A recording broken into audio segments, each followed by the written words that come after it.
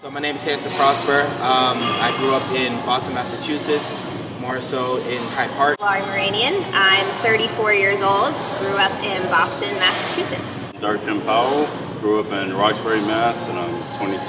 JASHAWN, RANKINS, 26 years old, grew up in Boston, Massachusetts, mainly Dorchester.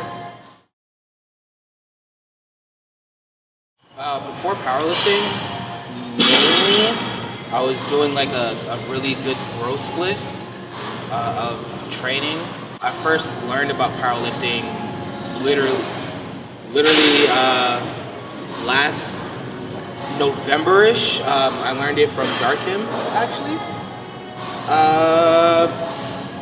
I met him in the gym a couple of years back, but we didn't really speak as much. I worked at the front desk, and over time we started talking to the point where he's strong as hell. He was just kind of like, You gotta do it.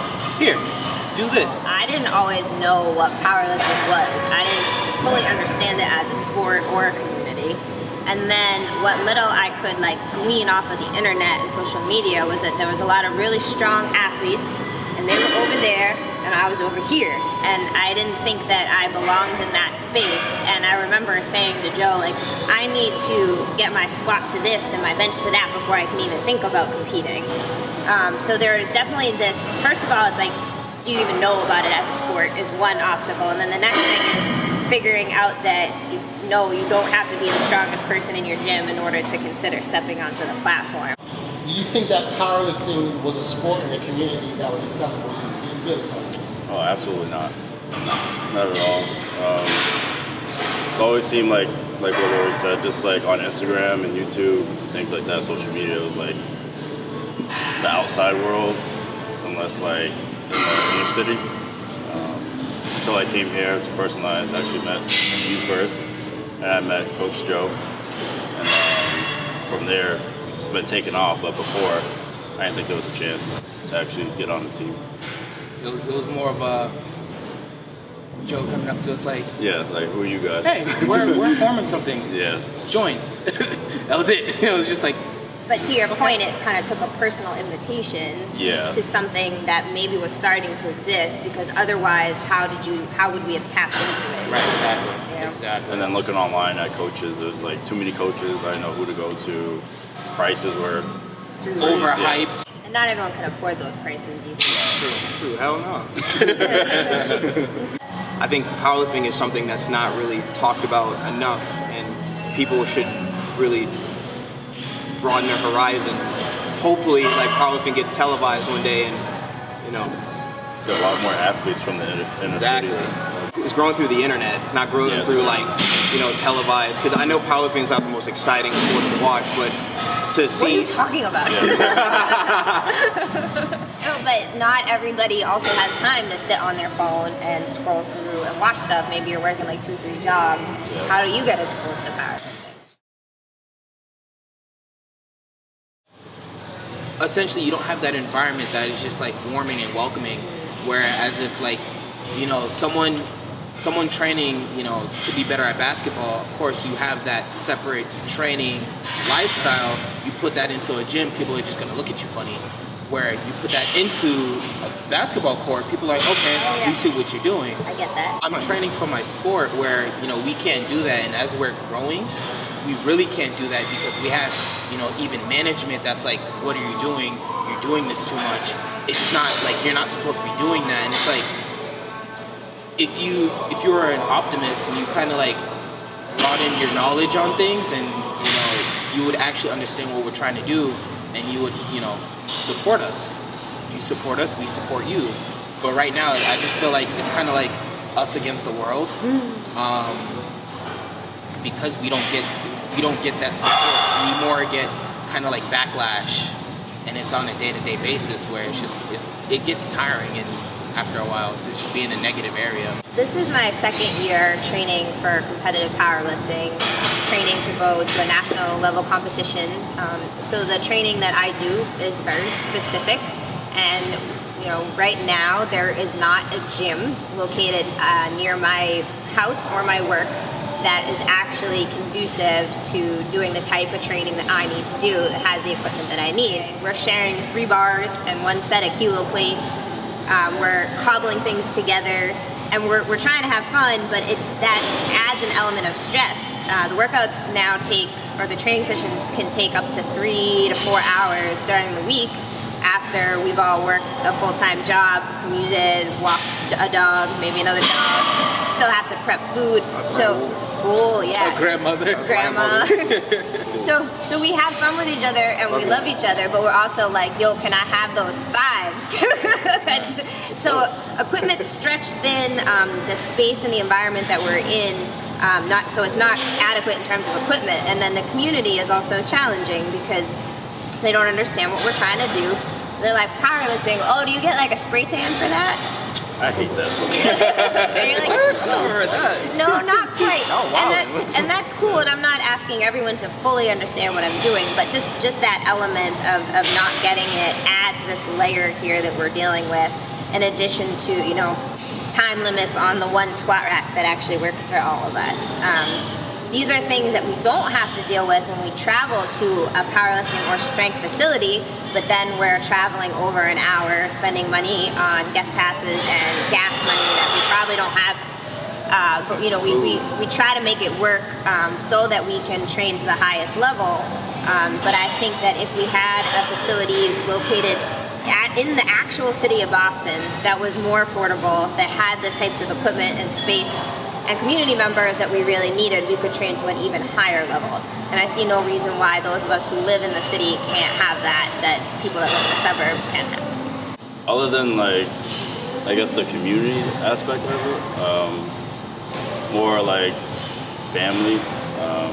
I live within a black household, so in the black household, you're either told play basketball or football. There's no other sport. So my family heard about powerlifting. It was more of that's something we don't do. They don't understand it until recent 2 competitions I was in. I actually got first, and I think from the last one they understand it a little bit more, but it's still not broad enough for everyone to understand. So there's not the support. Yeah, there's not a lot of support in the black community for lifting, just because I feel like it's not something they understand yet. So it's a little harder. Your families don't really support something that's not going to get you paid in the future. Yep. And having a minority household that's just told to do one thing, go to school, or you go become a paid athlete. Also, the facilities around here in the inner city is really not accessible unless there's a basketball court on every other street, every other corner in the hood. But there's no strength facilities. There's no proper equipment that people can access. Even the environment isn't really the best. We're working out in pretty much downtrodden neighborhoods. People don't really feel safe to go to the gym certain times of the day. Some people work at night, some people work in the morning. People don't have the money. I feel like powerlifting is very expensive. You got to buy equipment, you got to pay for meets, you got to, you got to be fresh too. You got to be buying some stuff. A7 ain't cheap. But it's at the same time, it's like certain people make different wages, and not everybody has access to getting that money. So that's another challenge too. Being a female in this particular neighborhood, commercial environment, and training for strength, I also get a lot of questions about that. Why are you trying to look like that? Why are you trying to get so big? Why are you trying to lift so much weight? And I don't know how different that would be in other commercial gyms. I imagine it would be similar. But in a strength facility, at least all the ones that we've traveled to as a team, not a single person has asked me that. It's just proper health. You're gonna look and feel good at the end of the day. You're not gonna get bulky. Only if you're training a specific sport. If you're a bodybuilder, you're gonna get bulky because you're doing the high volume. But powerlifting, you're not gonna look like that. You're gonna look good. You're gonna feel good.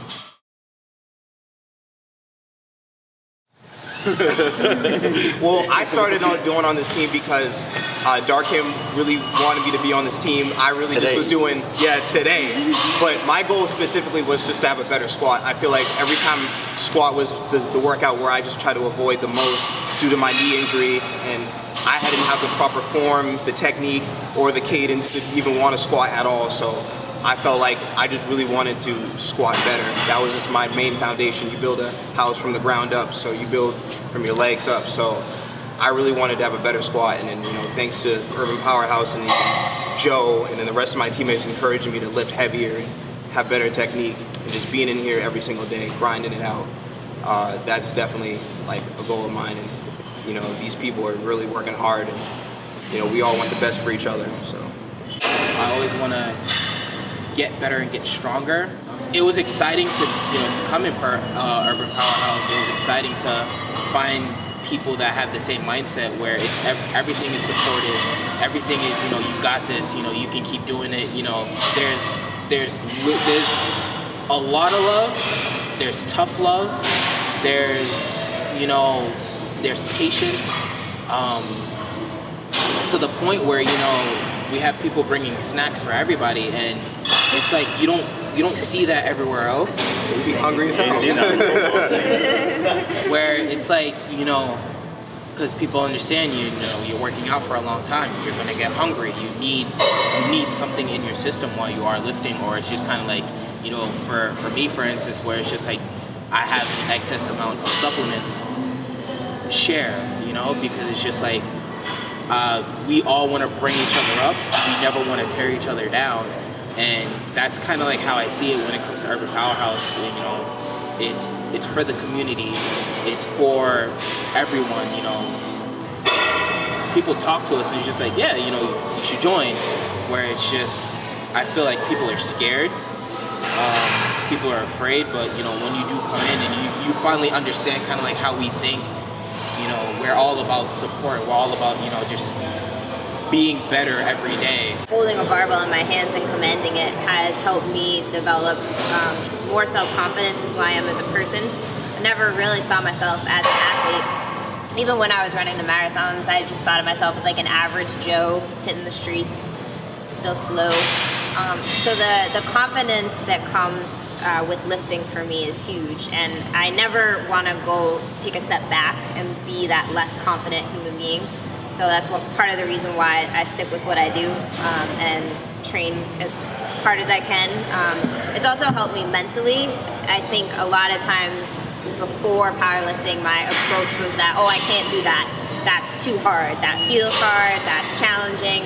But powerlifting pushes me out of my comfort zone on a regular basis. And sometimes I fail, and sometimes I succeed, and that's okay. But as long as I keep trying and pushing myself, I feel like that's what I get out of powerlifting. And you know, we put a lot into the sport, the time, the commitment, the snack bag, but I get so much more out of it.